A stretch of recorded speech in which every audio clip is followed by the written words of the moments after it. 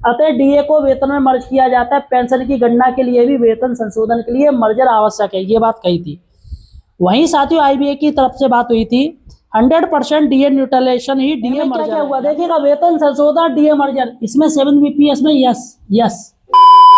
सबसे पहले साथियों एक बात मैं आपको बता दूं, 22 तारीख को कोर्ट में जो सुनवाई हुई थी 22 जुलाई को, उसमें जस्टिस साहब ने एक बात कही थी, और वो बात कही थी, क्या कही थी, अंततः डीए को वेतन में मर्ज किया जाता है, पेंशन की गणना के लिए भी वेतन संशोधन के लिए मर्जर आवश्यक है।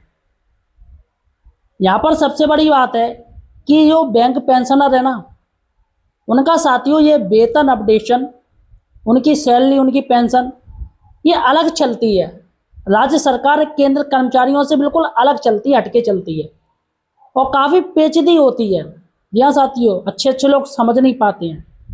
अब जस्टिस साहब को समझाने के लिए साथियों ऐसे वकील होने चाहिए जो इस कैलकुलेशन को पेचीदी तरीके से नहीं, हार्ड तरीके से नहीं, बल्कि सॉफ्ट तरीके से बताएं, सिंपल तरीके से समझाएं, तभी साथियों जज साहब समझेंगे। वरना ये केस आपका इतने सालों से खिंच रहा है, क्योंकि इसमें साथियों बारीकियां हैं, बहुत ज़्यादा उलझा हुआ ये केस है। तो इसको सुलझाने के लिए सही वकील सही तरीके से अपनी पैरवी करे। काफ़ी लोग मुझसे कहते हैं कि सर आप इंग्लिश में भी बोला करें, तो मैं आपको बता दूं साथियों, इंग्लिश मैं हिंदी में बोलूँगा। आप यूट्यूब वीडियो अगर आप देख रहे हो तो एक सेटिंग आती है, और सेटिंग में आप जाइएगा, ऊपर ही सेटिंग आती है, उसके ऊपर जाके एक लैंग्वेज वाला हिस्सा आता है, आप लैंग्वेज सेलेक्ट कीजिएगा। अगर आप इंग्लिश करोगे तो इंग्लिश में, मेरी जो हिंदी है वो इंग्लिश भाषा में आ जाएगी, तो आप वीडियो पूरा आसानी से देख सकते हो। तो इसलिए आप जिसको इंग्लिश में जानना है तो वो लैंग्वेज वाला ऑप्शन सेलेक्ट कर ले, तो ये अंग्रेजी में हो जाएगा। और साथियों सबसे बड़ी बात है कि सुप्रीम कोर्ट के सामने 3 बड़ी बातें हैं। पहली बात है 100% डीए न्यूट्रलाइजेशन, इस पर साथियों ये बहुत बड़ा इंपॉर्टेंट पार्ट है, और डीए मर्जर ये, और पेंशन अपडेशन, ये 3 चीज़ें साथियों। और सुप्रीम कोर्ट जो आईबीए के वकील हैं, जो सरकार के वकील हैं, वो कह रहे हैं ये तीनों एक ही हैं, और जबकि ये तीनों अलग अलग हैं। तो यहाँ पर याचिकाकर्ताओं को वकील ये बताना पड़ेगा जस्टिस साहब को कि साहब ये तीनों चीज़ें अलग अलग हैं, एक चीज़ नहीं है। क्योंकि साथियों आईबीए ने कहा था कि डीए न्यूट्रलाइजेशन ही डीए मर्जर है, उन्होंने कह दिया कि डीए न्यूट्रलाइजेशन ही डीए मर्जर है, आईबीए का ऐसा कहना है, और जबकि अलग ये सब चीज़ अलग अलग होती है। तो आज हम साथियों बताएंगे 100% डीए न्यूट्रलाइजेशन क्या है, डीए मर्जर क्या है, और पेंशन अपडेशन क्या है, बाकायदा पूरी कैलकुलेशन में आपको समझाऊंगा। इसलिए वीडियो पूरा देखिएगा साथियों, और इसको शेयर जरूर कीजिएगा। आपके जितने व्हाट्सएप ग्रुप चल रहे हैं, है ना, या व्हाट्सएप आपके फेसबुक ग्रुप चल रहे हैं, उन पर शेयर जरूर कीजिएगा, ताकि समय रहते ये जानकारी हो जाए। और हो सके तो अगर किसी का वकील से कांटेक्ट है तो ये वीडियो मेरा भेज दीजिएगा, ताकि साथियों वो भी देख सके। चलेगा साथियों, सबसे पहले हमारे पास एक मैसेज है, और उस मैसेज को मैं पढ़ के आपको बता रहा हूँ, फिर मैं आपको यहाँ पर बोर्ड में बताऊंगा क्या है, क्योंकि सुप्रीम कोर्ट की टिप्पणी काफ़ी इंपॉर्टेंट है। और उससे पहले साथियों यार चैनल को सब्सक्राइब कीजिएगा। जी हाँ साथियों, सही और सटीक जानकारी के लिए आप हमारे चैनल द फाइनेंशियल हेल्पर को सब्सक्राइब जरूर कीजिएगा। यहाँ पर आपको साथियों सही और सटीक जानकारी मिलेगी। और मैं शुरुआत क्या, जैसी मुझे जानकारी हुई वैसे ही बैंक पेंशनरों के मैं मुद्दे अपने चैनल के जरिए उठा रहा हूँ। मैं आपको सपोर्ट कर रहा हूँ, तो आपका कर्तव्य बनता है कि आप मुझे सपोर्ट कीजिएगा। जी हाँ साथियों, आपकी सपोर्ट की मुझे अपेक्षा है।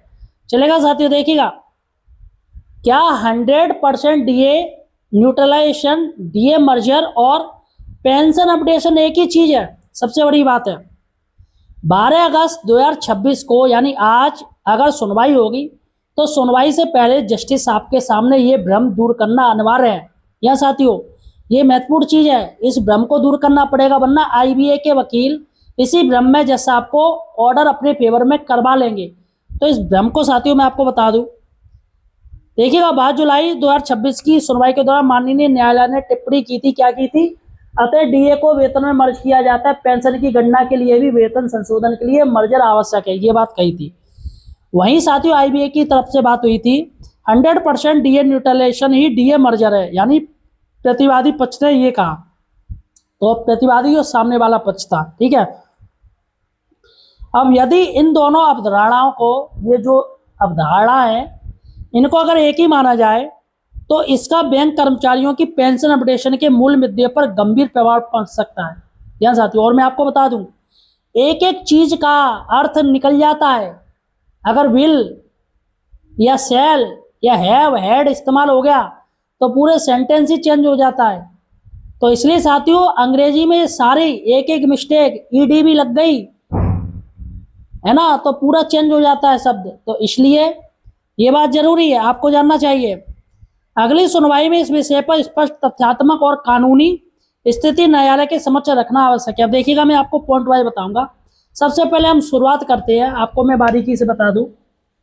100% डीए न्यूट्रलाइजेशन, इस पर साथियों चर्चा करेंगे। ये क्या है, क्या चीज है ये, क्योंकि ये आपको जानना जरूरी है अगर आप एमसी सिंगला केस से जुड़े हुए हैं पेंशन अपडेशन से। देखिएगा, 100% डीए न्यूट्रलाइजेशन का सरल अर्थ है, सरल अर्थ में आपको बता दूं, जो उपभोक्ता मूल्य सूचकांक है जिसे सीपीआई कहते हैं, सीपीआई के आंकड़े होते हैं ना जो सरकार हर 6 महीने में जारी करती है, तो सीपीआई में हुई वृद्धि की पूरी भरपाई महंगाई भत्ते के माध्यम से की जाती है।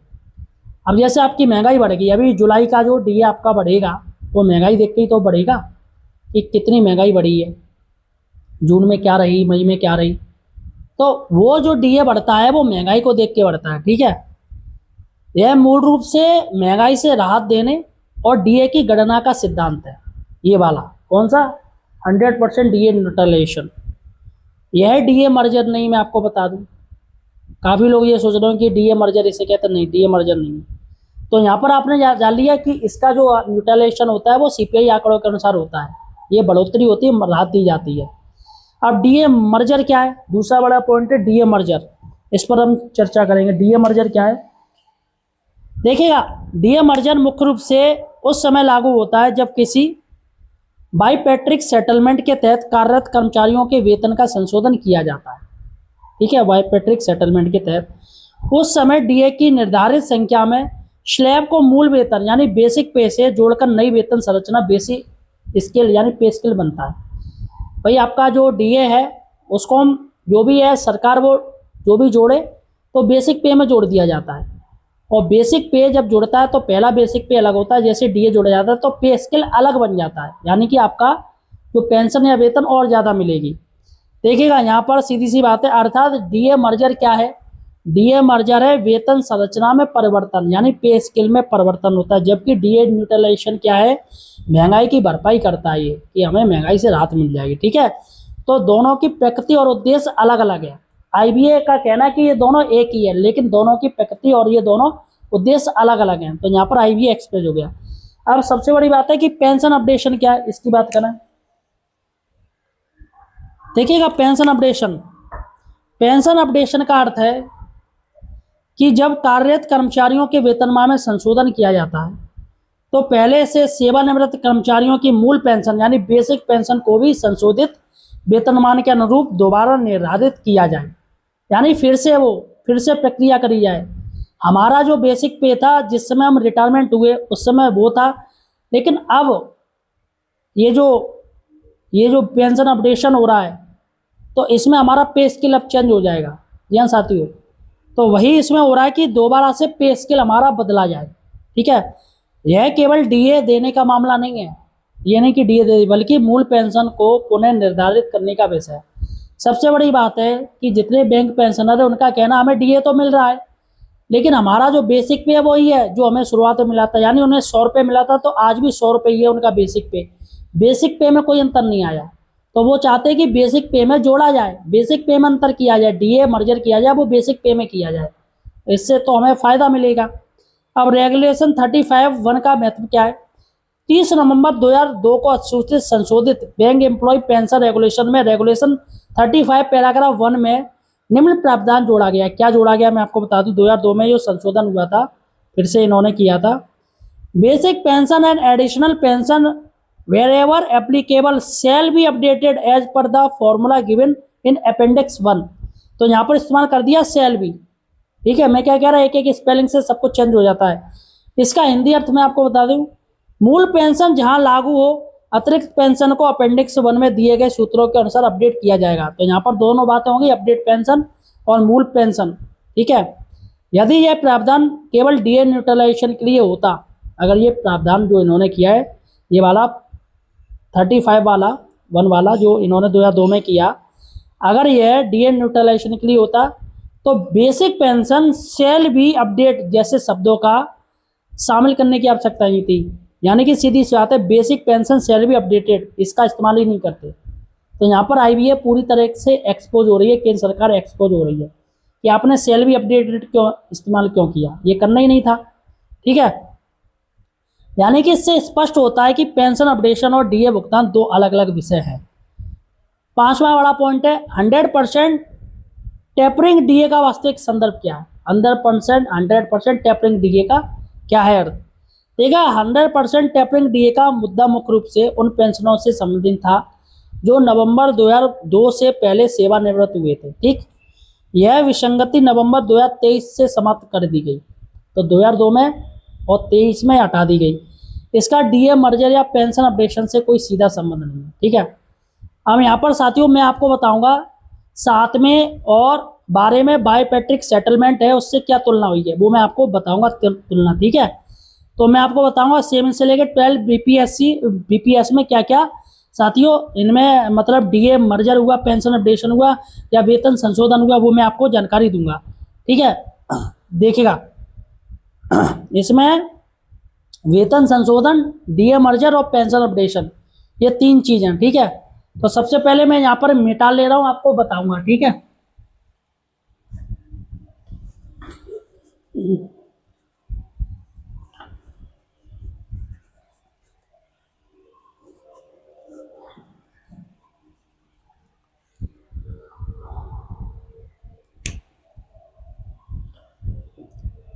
दोस्तों एक लाइक तो मार ही दो यार भैया।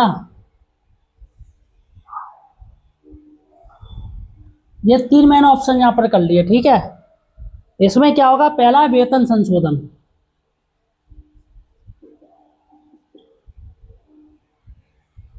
दूसरा हो गया डीए मर्जर और तीसरा हो गया पेंशन अपडेशन।